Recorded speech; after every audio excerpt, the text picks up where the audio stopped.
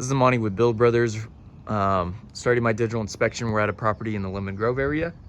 And for these digital inspections, we always like to start underneath the eaves of the house just to get an idea of the condition of the wood. Now, the eaves consist of, normally we would have a fascia board on the outside, but we don't right here. We have the rafter tails, and then we also have the starter boards. And you can see that we do have drip edge. So what we're looking at here is a architectural asphalt shingle roof. And a couple things I wanted to point out. We are starting to see signs of aging on the product. And typical signs that we see and look out for are granule loss. Granule loss happens because those oils begin to evaporate underneath the sun, and those granules start to fall off, and that's when we start to see this shiny fiberglass. And you're gonna see a lot of that granule loss on this side of the roof. And this greatly affects the waterproofing capability of the roof. Another thing we always come across is satellite dishes that are no longer in use. This is actually just the anchor point for that. So it's no longer in use, and you can see that it's actually bolted into the roofing material itself.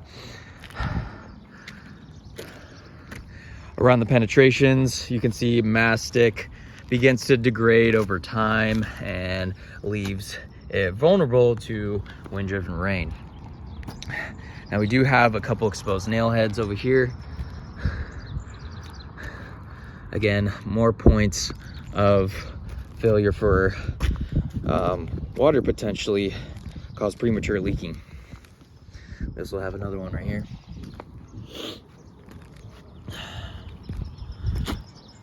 Again, around this heat vent, we have more screws, more exposed nail heads.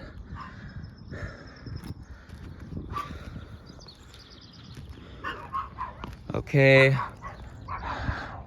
so you can see here there's a ton of exposed nail heads on this roof.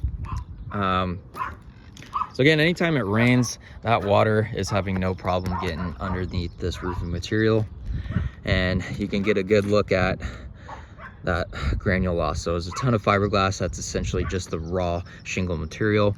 So it's not really doing much as far as waterproofing the roof.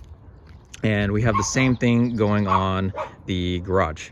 It's roughly the same materials used. You can see a patch on the back that has been placed, and then around this we also have screws popping up all over the place. So it's very clear that this roof is in critical condition. It is actively leaking. Whether the water is coming through the ceiling or not, well, water is getting access to the wood. So this roof is in need of replacement. What we want to do is tear this material down to the wood decking, address any rotten or damaged wood. That gets done on a discovery basis. We can't determine the amount that needs to get replaced until we actually rip off this old material. And same goes for the garage. For the vents, we'll update all the penetrations, get reflashed, and then if there is in fact a attic space, we also want to add some exhaust ventilation.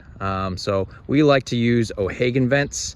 If we take a look at this house over here, that's a good example of what we use. Looks just like that. It's low profile, and allows the roof to breathe, so all that hot air isn't going to be trapped and is allowed to escape.